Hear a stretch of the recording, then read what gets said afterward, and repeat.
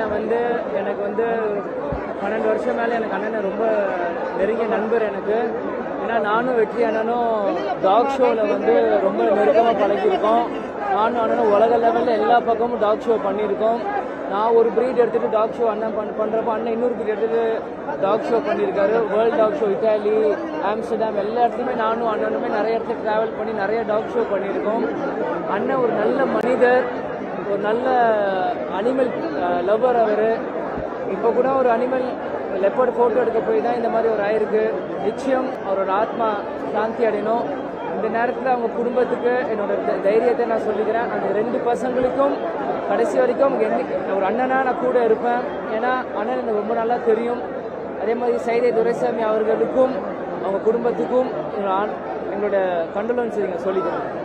அண்ணன் சைதை துரைசாமியுடைய மகன் வெற்றிச்செல்வன் அவருடைய இறப்பு பேரிழப்பு. கிட்டத்தட்ட 9 நாள் அவங்க வந்து பாடியை தேடியிருக்காங்க. நாங்கள் எல்லாமே தேமுதிக சார்பில் நாங்கள் எல்லாம் எதிர்பார்த்தது கண்டிப்பாக அவர் மீண்டும் வருவார்னு எதிர்பார்த்தோம் நாங்கள். ஆனால் அவர் மரணம் செய்து நமக்கு மரணம் செய்து நம்ம வந்தது. அவருடைய ஆத்மா சார்ந்த அறிய தேமுதிக சார்பிலும் எங்களுடைய ஆண்டு தெரிவித்துள்ளோம்.